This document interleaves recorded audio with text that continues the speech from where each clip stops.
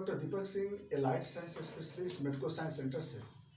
आज हम लोग टॉपिक डील कर रहे हैं यूरिनरी सिस्टम से, जो क्लिनिकल मेडिसिन का एक पार्ट है, ब्लैकिश यूरिनेशन यानी ब्लैक कलर ऑफ यूरिन। ऐसा क्या होता है कि जैसे ब्लैक तो नहीं बोल सकते हैं, जैसे पेशेंट जब यूरिनेशन करता है तो यूरिन का कलर कैसा हो जाता है, ब्लैकिश हो जाता है, तो इसको लोग बोलते हैं ब्लैकिश यूरिनेशन बोलते हैं। अब जो बात चलते हैं लोग कि कैसे हो जाता है, क्यों हो जाता है, इससे पहले हम लोग को ये जानना पड़ेगा कि यूरिन का नॉर्मल कलर कैसा होता है। तो यूरिन का जो नॉर्मल कलर होता है, नॉर्मल कलर वो होता है स्ट्रॉ। स्ट्रॉ क्यों होता है? तो स्ट्रॉ होता है ड्यू टू यूरोक्रोम के कारण। यूरोक्रोम क्या होती है? वो साइटोक्रोम का एक क्या होती है, ऑक्सीडेशन प्रोडक्ट होती है। अब साइटोक्रोम क्या होता है? एक प्रकार का रेस्पिरेटरी पिगमेंट होता है जो सेल में होता है, जो सेल के अंदर साइटोप्लाज्म या माइटोकॉन्ड्रिया में होता है। उसका काम होता है ऑक्सीजन को कैरी करना, सेल मेम्ब्रेन से लेकर के माइटोकॉन्ड्रिया तक ऑक्सीजन को लेके जाना। तो वो मेरा साइटोक्रोम होती है। जब उसका लाइफ यूज होता है तो क्या होता है, वो यूरोक्रोम में कन्वर्ट कर जाता है और वो फिर यूरिन से पास कर लेता है। तो हर समय पास करता है। अगर बाय द वे ज्यादा अगर पानी कम पिएगा तो थोड़ा ज्यादा दिखाई देगा डार्क कलर, नहीं तो नॉर्मल पानी पिएगा तो एकदम कलरलेस रहता है। लेकिन ये जो हो गई, ये ब्लैक तो नहीं, लेकिन ब्लैकिश कलर जो होती है, ये जो ब्लैकिश होने का कारण क्या होता है? तो चलिए, ब्लैकिश कलर दो कंडीशन में पास करता है। एक होता है, उसको बोलते हैं लोग ब्लैक वाटर फीवर। उस कंडीशन में जिसको लोग बोलते हैं मैलिग्नेंट टर्शियन मलेरिया। दूसरा बोलते हैं फेनाइल कीटोनुरिया।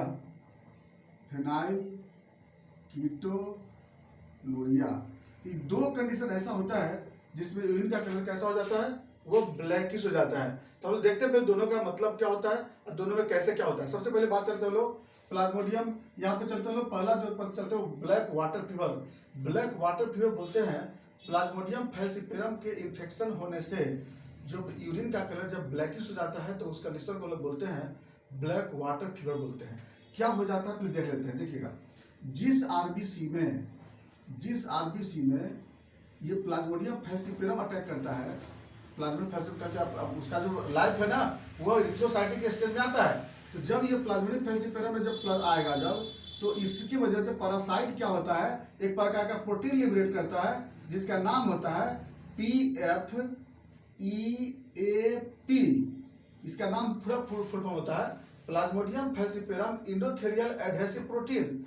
तो जिस आरबीसी में प्लाज्मोडियम फैलसिपेरम अटैक करता है, वह आरबीसी से ये प्रकार का इस प्रोटीन निकलना स्टार्ट हो जाता है। इसको बोलते हैं प्लाज्मोडियम फैलसिपेरम एंडोथेलियल एडहेसिव प्रोटीन। तो ये यहाँ से निकलना स्टार्ट हो जाता है और ये जो प्रोटीन होता है, ये प्रोटीन क्या होती है, आरबीसी पे भी अटैच कर जाता है, उसके मेम्ब्रेन पे अटैच हो जाता है और यह प्रोटीन जो होता है वह यूरिन में आ जाता है। ये है ना, ये यूरिन से पास करता है। और जब ये प्रोटीन जब यूरिन से पास कर लेगा तो उस कंडीशन में क्या होगी, यह PFEAP एयर के कंटेक्ट में आने पर, बाय एयर कंटेक्ट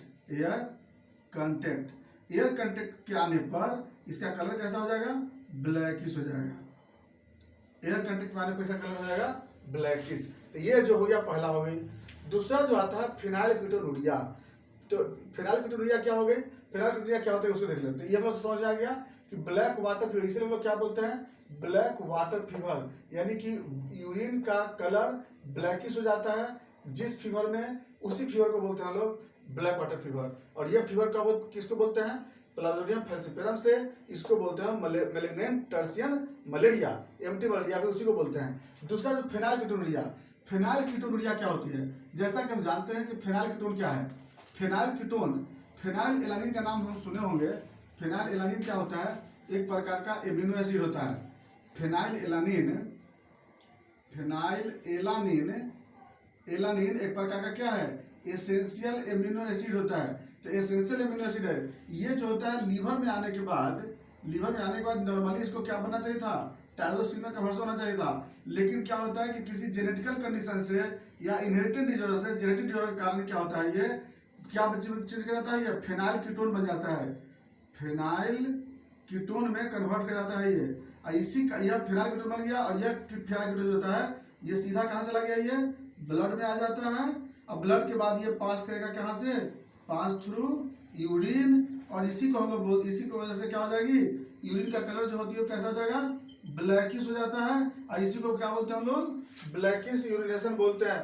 तो फेनाइलकीटोनुरिया जो होती है एक प्रकार का नॉन एसेंशियल, सॉरी, फेनाइलकीटोनुरिया एक प्रकार अबनॉर्मल प्रोडक्ट हो गई जो कि बनना चाहिए था कुछ और प्रोडक्ट, और जो जेनेटिक डिजॉर्डर के कारण क्या होती है ये फेनाइलकीटोन बन जाता है और इधर से पास करता है। तो इस कंडीशन को लोग बोलते हैं फेनाइलकीटोनुरिया। तो दो कंडीशन लोग देख लिए, ब्लैकिश कलर यूरिन का, और इस कंडीशन में ब्लैकिश दिखाई देता है ना। हाँ, कभी कभी ऐसा होता है कि लार्ज अमाउंट में जब हीमोसिट्रीन वगैरह पास करता है तो उस कंडीशन में ब्लैकिश कलर कभी कभी मिलता है, या हीमोग्लोबिनुरिया के केस में कॉफी कलर मिलता है। ब्लैकिश तो नहीं मिलता है लेकिन उसमें कॉफी कलर मिलता है। हीमोग्लोबिन वाला वीडियो में देखिएगा आप, उसमें हम पूरा बताए हुए हैं कि हीमोग्लोबिनुरिया के केस में कैसे जो होता है यूरिन का कलर कॉफी कलर हो जाता है, डार्क कलर कैसे हो जाती है, तो वो कंडीशन अलग हो जाता है। तो कभी कभी जो होता है वो हीमोसिटीन वगैरह जब पास जब करता है यूरिन में ना, तो उस कंडीशन में कभी कभी ब्लैकिश दिखाई देने लगता है। चलिए बात आते हैं फिर सिम्टम की। तो ये अपने आप में एक सिम्टम है, ये कोई सिम्टम इसको नहीं बता सकते, क्या कोई सिम्टम नहीं है, ये अपने आप में सिम्टम है ये। तो लेकिन हाँ, पेशेंट बोलेगा क्या, ब्लैक कलर ऑफ यूरिन बोलता है, पेशेंट बोल सकता है। हाँ, अदर एसोसिएट सिम्टम क्या बोल सकता है, एसोसिएट सिम्टम यही बोल सकता है कि लीवर का फंक्शन कम होगा, एनोरेक्सिया होगा, थायराइड डिजॉर्डर का पेशेंट हो सकता है, डोपामिन का डिजॉर्डर हो सकता है क्योंकि टायरोसिन नहीं बन पा रही है। ये सब कुछ पेशेंट एसोसिएट सिम्टम बोल सकता है। अब बात आते हैं इन्वेस्टिगेशन पे सीधा। इन्वेस्टिगेशन कैसे कैसे पता लगाएंगे, तो अगर बाइट में हमको क्या देखना चाहते हैं तो सबसे पहले हम लोग एमपी टेस्ट कराते हैं। एमपी टेस्ट में क्या होगी, अगर फैल्सिपिरम की वजह से अगर होगी तो क्या होगी, एमपी टेस्ट पॉजिटिव आएगी, है ना। और अगर बाइट में फिर दूसरा हम लोग क्या कराते हैं, एजीपीटी करा के देख लेते हैं। एजीपीटी करा के देख लेते हैं। अगर एजीपीटी का अगर बढ़ा हुआ अगर सबको दे आ रहा है, इसका मतलब हिपैटिक प्रॉब्लम हो सकता है भी। और तीसरा अगर हम लोग जेनेटिक टेस्ट करा के देखते हैं, फेनाइल कीटोन टेस्ट कराते हैं, इसमें क्या मिलेगा, प्रेजेंट मिलेगा। ये मेरा टेस्ट हम लोग करा के देख लेते हैं, और इसके बाद हम मैनेजमेंट जो करेंगे अकॉर्डिंग टू इटियोलॉजी। यही था मेरा ब्लैकिश कलर ऑफ यूरिनेशन। बाकी बातें हम लोग नेक्स्ट वीडियो में फिर चलते हैं। थैंक्स।